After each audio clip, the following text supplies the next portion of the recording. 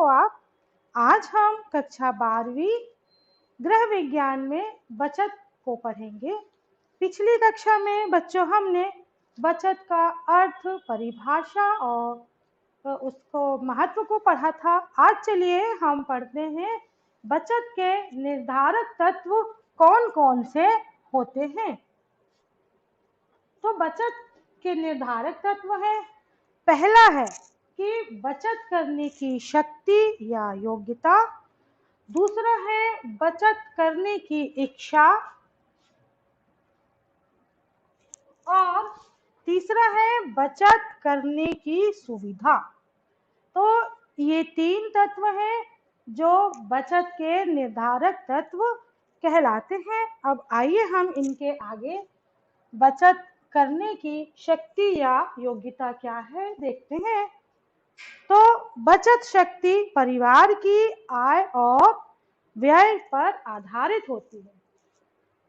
यदि आय व्यय से अधिक है तभी व्यक्ति अच्छे और सरल तरीके से आय से बचत कर सकता है, और यदि आय बचत से कम है तो बचत करना तो स्वाभाविक ही नहीं है, नामुमकिन।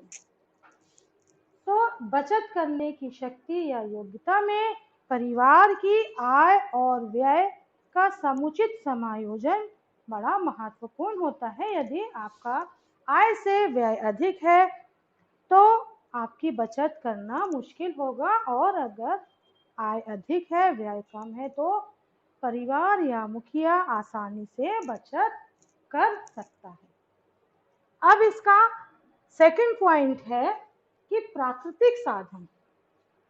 तो बच्चों, जो देश प्राकृतिक साधनों से परिपूर्ण होते हैं, संपन्न होते हैं, वहां के निवासियों की आय अधिक होगी। और अगर प्राकृतिक साधनों से संपन्न कोई देश नहीं है तो वहां के व्यक्तियों की आय कम होगी और वो बचत करने में असमर्थ होंगे।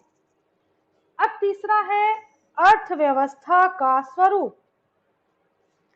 इसमें है कि कृषि प्रधान अर्थव्यवस्था वाले देशों में प्रति व्यक्ति आय एक उद्योग प्रधान अर्थव्यवस्था वाले देशों के प्रति व्यक्ति आय एक उद्योग प्रधान वाले देशों की अपेक्षा कम होगी। वहां देश के अधिकांश जनता का मुख्य व्यवसाय क्या है? कृषि प्रधान, कृषि पर आधारित होता है, और कृषि क्षेत्र में आय औद्योगिक क्षेत्र की अपेक्षा कम होती है। औद्योगिक क्षेत्र में आय अधिक होती है और कृषि वाले देशों में आय कम होती है। अब है तीसरा पॉइंट है वितरण की व्यवस्था। तो आप वितरण की व्यवस्था से समझ गए होंगे। अगर आय में के वितरण में सामंजस्य नहीं है, असमानताएं हैं, तो बचत करने में भी परेशानियां आएंगी। तो यदि देश या समाज में धन का असमान वितरण होता है तो इसका अर्थ है कि वहां का समाज 2 वर्गों में विभाजित है। पहला है धनी वर्ग और दूसरा आ जाएगा निर्धन वर्ग। आप इस बात से परिचित होंगे कि धनी और निर्धन परिवार में आय की क्या व्यवस्था होती है और आय का स्वरूप इन दोनों परिवारों में कितना भिन्न भिन्न होता है। तो ऐसी स्थिति में धनी वर्ग के पास बचत अधिक होगा निर्धन परिवारों की अपेक्षा, क्योंकि निर्धन परिवार के पास आय बहुत सीमित होती है और वो अपना जीवन यापन, भरण पोषण भी बड़ी मुश्किल से कर पाते हैं। तो बचत करना तो असंभव ही है। इसके बाद आगे का ये है द कर प्रणाली। तो कर का मतलब होता है टैक्स, जो हम जमा करते हैं संपत्ति के रूप में, जल के रूप में, प्रणाली। तो कर का भाग जनता की आय पर पड़ता है, क्योंकि कर को टैक्स भी बोलते हैं। बेटा कर से आप लोग नहीं समझोगे, टैक्स से समझ जाओगे कि टैक्स भी विभिन्न तरह का होता है। हमको संपत्ति के रूप में, जल के रूप कर, सफाई कर, जो विभिन्न कर होते हैं वो जमा करने पड़ते हैं। यदि कर की राशि अधिक है, यदि कर की राशि अधिक है और उसको देने के उपरांत परिवार के पास धन बचेगा तो ही वह व्यक्ति बचत कर पाएगा। क्योंकि अगर परिवार के पास आय अधिक है तो वो आसानी से कर को जमा कर देगा और जो शेष राशि बचेगी उसको वो बचत कर लेगा। और यदि परिवार निर्धन है, उसकी आय के साधन सीमित है, तो वो कर तो जमा करेगा परंतु उसके पास आय बचना असंभव है। फिर आता है बचत करने की इच्छा। बचत करने की इच्छा में चार है कि पहला है पारिवारिक स्नेह, दूसरा है दूरदर्शिता, तीसरा स्वभाव और परोपकार। तो अब हम देखते हैं कि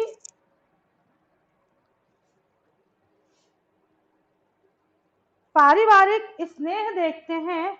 बच्चों जो बचत करने की इच्छा पर आता है, तो अधिकांश व्यक्ति परिवार के स्नेह में बचत करते हैं क्योंकि उसमें परिवार के सभी सदस्यों का सहयोग रहता है। अगर परिवार के सदस्यों का सहयोग नहीं है तो बचत नहीं हो सकती। वे अपने बाल बच्चों और अन्य आश्रितों को सुखी तथा संपन्न बनाने हेतु स्वयं भी कष्ट उठाकर परिवार का मुखिया बचत करता है, तब जब उसका परिवार उसके साथ रहता है हर कार्य में। फिर है दूसरा दूरदर्शिता। तो जो व्यक्ति दूरदर्शी होते हैं वे भविष्य में होने वाली आकस्मिक घटनाओं के लिए तैयार रहते हैं और दीर्घकालीन उद्देश्यों की पूर्ति के लिए बचत करते हैं। कल हमने पढ़ा था दीर्घकालीन उद्देश्य, अनावश्यक व्यय जो अचानक आ जाते हैं, बीमारी है, दुर्घटनाएं हैं, तो परिवार उपयोग व्यय की तरह महत्व देते हैं और कुछ न कुछ धनराशि हमेशा बचाते रहते हैं कि भविष्य में हमारे ऊपर कौन सी दुर्घटना या कोई दीर्घकालीन ऐसे कुछ व्यय हैं उनके लिए। फिर तीसरा है स्वभाव। तो बहुत से ऐसे लोग होते हैं जो कंजूस होते हैं, जो कभी कभी हंसी का पात्र भी बनते हैं, क्योंकि उनके स्वभाव में ही कंजूसी हो जाती है कि वो आवश्यकता पड़ने पर भी पैसे खर्च नहीं करते, व्यय नहीं करते और अपनी अनिवार्यताओं को त्याग करके बचत करते हैं। जो आवश्यक है चीजें उनको भी वो कटौती कर लेते हैं पर वो बचत करते हैं। फिर है इसमें परोपकार। तो निस्वार्थ भाव से जो समाज के दीन दुखियों की सेवा करते हैं, जो जरूरतमंदों की सेवा करते हैं, इसके लिए धन की बहुत आवश्यकता होती है। तो समाज के कुछ व्यक्ति ऐसे भी होते हैं जो परोपकार के लिए बचत करते हैं। तो बचत परोपकार के लिए भी की जा सकती है। अब आगे देखते हैं हम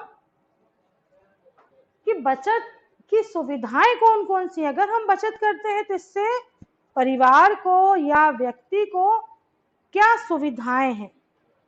तो पहला है शांति और सुरक्षा। अगर हमारे पास बच्चे धन है, बचत के रूप धन को हम बचत के रूप में इकट्ठा करते हैं, तो कोई भी काम आ जाए हमें घबराहट नहीं होती है। हम घबराते नहीं है कि चलो हमारे पास अगर अचानक कोई व्यय आ जाए, कोई समस्या आ जाए, तो हमारे पास पैसा है और शांति रहती है, और पैसा है तो सुरक्षा भी रहती है। बचत के लिए अनुकूल वातावरण का होना आवश्यक है। यदि देश में आए दिन लड़ाई झगड़े, चोरी डकैती घटनाएं होती हैं, तो व्यक्ति को अपने धन की सुरक्षा के लिए चिंतित रहता के साधन। तो अब हम देखते हैं बचत की सुविधाओं में विनियोजन के साधन। तो देश में विनियोजन के लिए बैंक, बीमा कंपनियां और कुछ सुदृढ़ औद्योगिक इकाइयां और सहकारी समितियां होती हैं जो जनता को पूंजी लगाने के लिए सुरक्षित और लाभदायक साधन को जुटाते हैं। वे इन संस्थाओं से में अपने धन को सुरक्षित रहकर चिंता मुक्त हो सकते हैं। फिर है सुदृढ़ मुद्रा प्रणाली। बचत को प्रोत्साहित करने के लिए सुदृढ़ मुद्रा प्रणाली बहुत आवश्यक है। मुद्रा की व्यवस्था देश में ऐसी होनी चाहिए जिससे मुद्रा के मूल्य में अधिक परिवर्तन हो और जनता का मुद्रा प्रणाली पर विश्वास हो। फिर है प्राकृतिक स्थिति। जिन देशों में अधिकतर बाढ़, भूकंप, महामारी आदि का प्रकोप होता है, वहां के निवासी अपेक्षाकृत बचत को कम कर पाते हैं क्योंकि उनका भविष्य बहुत अनिश्चित और अंधकारमय होता है, क्योंकि प्राकृतिक आपदाएं बताकर तो आती नहीं है, अचानक आ जाती हैं, इसलिए उनका भविष्य अनिश्चित होता है। अब देखते हैं बच्चों बचत नियोजित करने के साधन। तो हम किन किन तरीकों से बचत के साधनों को माध्यम से बचत कर सकते हैं। तो वर्तमान युग में जनता के सामने विनियोग के अनेक प्रकार और साधन हैं। इससे सबसे अधिक प्रचलित साधन बैंक है, जिनमें कि धन को सुरक्षित रखा जाता है और ब्याज प्राप्त होता है। सबसे पहला है इसमें बच्चों बैंक। बचत को सुरक्षित रखने और उसे उत्पादक रूप देने का सबसे प्राचीन साधन बैंक है। आप लोग बैंक की कार्यप्रणाली और बैंक को समझते होंगे। बचत की अन्य संस्थाओं की अपेक्षा बैंक का जनता के मध्य सबसे अधिक प्रचलन है। दूसरा है डाकघर या बचत बैंक। देश में बचत की आदत को प्रोत्साहित करने के लिए और गरीब जनता को अपनी छोटी छोटी बचतों को जमा करने के लिए शासन ने डाकघरों में बचत खाता खोलने की भी सुविधा प्रदान की है। फिर है राष्ट्रीय बचत पत्र। भारत शासन द्वारा पंचवर्षीय योजनाओं के लिए पूंजी प्राप्त करने हेतु बनाई नई योजनाओं में से ये महत्वपूर्ण योजना है। इसके माध्यम से विभिन्न अवधि तथा विभिन्न राशि में चलाए जाने वाले राष्ट्रीय बचत पत्र आते हैं। जो व्यक्ति अपनी सामर्थ्य और हैसियत के अनुकूल इन बचत पत्रों को खरीदकर बचत कर सकता है। फिर है यूनिट्स।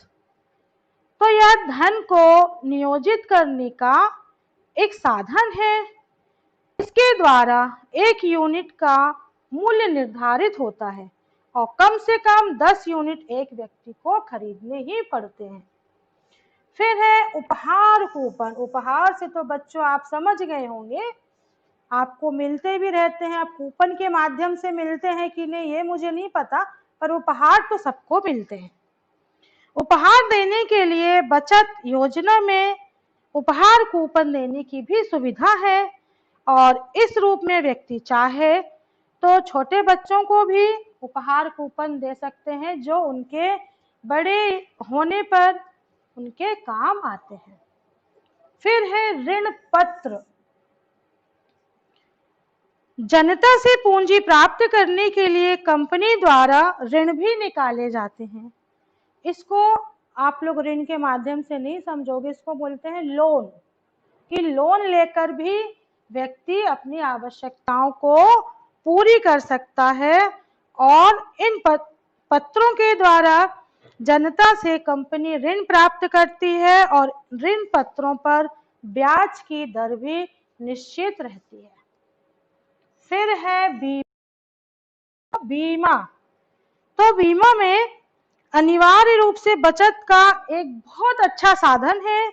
इसका महत्व सबसे अधिक इसलिए है कि यह बीमा कराने वाले व्यक्ति तथा बीमा करने वाली संस्था के बीच एक समझौता होता है, जिसमें भविष्य में अनिश्चित विपत्तियों से हानि होने पर स्वयं बीमेदार को अथवा उसके परिवार या उत्तराधिकारियों को एक निश्चित धनराशि बीमा कराने वाली कंपनी द्वारा दी जाती है। अब है लॉटरी या चिट व्यवस्था। तो लॉटरी या चिट व्यवस्था पूर्णतः ऐच्छिक होती है, यह व्यक्ति पर निर्भर होती है। कुछ परिचित व्यक्ति परस्पर मिलकर एक योजना को आरंभ करते हैं और आपस में सलाह करके राशि एकत्रित कर प्रति माह एक निश्चित तिथि पर सब सदस्य लॉटरी निकालते हैं और जिसके नाम की लॉटरी निकलती है उसको वह राशि दे दी जाती है, जिसके माध्यम से बचत करने में सहायता मिलती है और एक राशि बचत हो जाती है। बच्चों, आप ये अपनी कॉपी में लिखेंगे और इसको याद करेंगे।